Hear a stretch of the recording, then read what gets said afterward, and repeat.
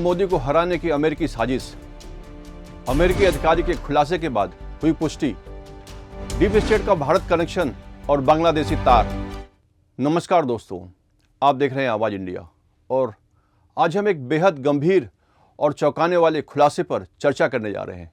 यह खुलासा अमेरिका के पूर्व विदेश विभाग माइक बेंज ने किया है, जिसमें उन्होंने बताया कि अमेरिकी सरकार से जुड़ी एजेंसियां भारत और बांग्लादेश जैसे देशों की आंतरिक राजनीति में हस्तक्षेप कर रही हैं।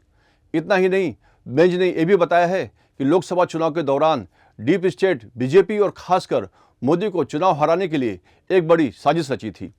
संविधान बचाओ और आरक्षण खत्म जैसे फॉल्स नैरेटिव और प्रोपेगेंडा इसी कड़ी का हिस्सा थे। हम आपको इस अमेरिकी साजिश के हर पहलू से रूबरू कराएंगे।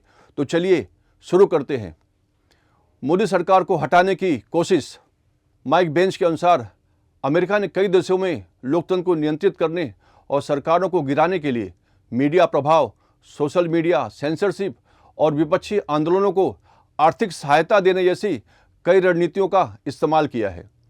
उन्होंने यह भी दावा किया कि 2019 के भारतीय आम चुनाव में अमेरिकी एजेंसियों ने हस्तक्षेप करने की कोशिश की थी। इसका मतलब साफ है कि अमेरिका ने भारत के लोकतंत्र को प्रभावित करने के लिए योजनाबद्ध तरीके से हस्तक्षेप किया। मोदी समर्थक कंटेंट पर सेंसरशिप। माइक बेंज ने एक और चौंकाने वाला दावा किया कि फेसबुक, व्हाट्सएप, यूट्यूब और ट्विटर जैसी टेक कंपनियों पर अमेरिकी विदेश विभाग ने मोदी समर्थक कंटेंट को सेंसर करने का दबाव डाला। जनवरी 2019 में व्हाट्सएप के मैसेज फॉरवर्डिंग सीमा को कम किया गया, जिससे राजनीतिक संदेशों का प्रसार कम किया जा सके। फेसबुक और ट्विटर पर मोदी समर्थक पोस्ट को साजिश ब्लॉक किया गया। यूट्यूबर पर भी भाजपा समर्थक चैनलों की रीच घटाने की कोशिश की गई। बांग्लादेश में अमेरिकी हस्तक्षेप। माइक बेंज के मुताबिक अमेरिका ने बांग्लादेश की राजनीति में भी हस्तक्षेप किया। खासकर प्रधानमंत्री शेख हसीना की सरकार को कमजोर करने के लिए सांस्कृतिक तनाव को बढ़ावा दिया गया। रैप संगीत के जरिए सरकार विरोधी भावनाओं को भड़काया गया। अमेरिकी समर्थित संगठनों ने स्थानीय सामाजिक तनाव को बढ़ावा दिया।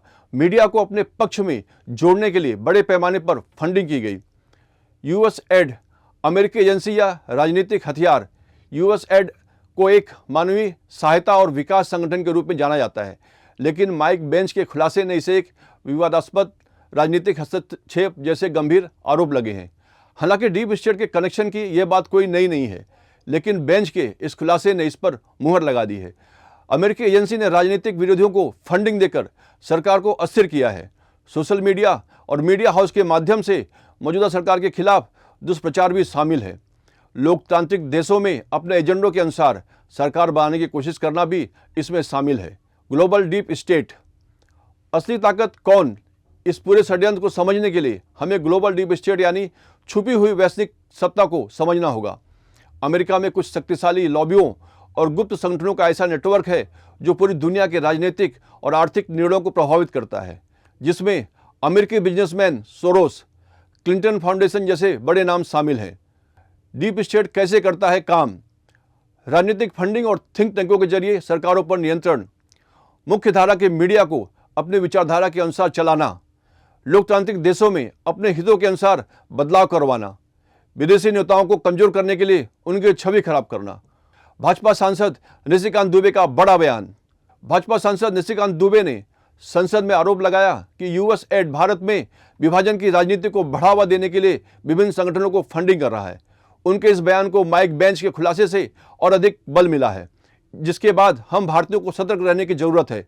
यह समय है कि हम अपने देश के खिलाफ हो रही इन विदेशी साजिशों को समझें और अपने लोकतंत्र की रक्षा करें।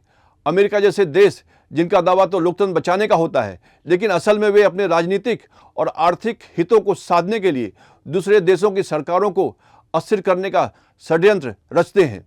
देश को मजबूत बनाए रखने के लिए हमें जागरूक रहना होगा, अपने लोकतांत्रिक अधिकारों की रक्षा करनी होगी और विदेशी हस्तक्षेप को नकारना होगा। पहला सवाल आपके माध्यम से सरकार से, पहला ये है कि यूएसएड ने open society foundation George Soros को 5,000 करोड़ रुपया भारत को टुकड़े करने के लिए दिया या नहीं दिया? यूएसएड और जॉर्ज सोरोस की ओपन सोसाइटी फाउंडेशन ने राजीव गांधी फाउंडेशन और राजीव गांधी चैरिटेबल ट्रस्ट को पैसा दिया कि नहीं दिया? तीसरा, ओवरसीज कांग्रेस के जो अध्यक्ष हैं सैम पित्रोदा साहब, उनको यूएसएड ने पैसा दिया या नहीं दिया? बांग्लादेश का जो पोषाहार है, जिसको कि यूनुस जो सीईओ है, वो जिसने कि बांग्लादेश में डेमोक्रेसी को बर्बाद किया, उसके साथ गांधी परिवार के क्या संबंध हैं? चौथा सवाल यह है कि राजीव गांधी फाउंडेशन में जो विजय महाजन है, प्रधान जो उनकी संस्था है, उसको यूएसएड पैसा दे रही है कि नहीं दे रही है? आपने राजीव गांधी फाउंडेशन में विजय महाजन को देश को टुकड़े करने के लिए रखा है या नहीं रखा है? रूरल डेवलपमेंट ट्रस्ट जो कि जातिगत जनगणना की बात करता है, यूएसएड उसको पैसा देता है कि नहीं देता है? आप इस मुद्दे पर क्या सोचते हैं, हमें कमेंट सेक्शन में अपनी राय जरूर दें और इस वीडियो को ज़्यादा से ज़्यादा शेयर करें ताकि हर भारतीय तक सच्चाई पहुंचे। अगर वीडियो पसंद आया हो तो आवाज़ इंडिया को सब्सक्राइब करें, जिससे आपको इस तरह की खबरें लगातार मिलती रहें। जय हिंद, वंदे मातरम।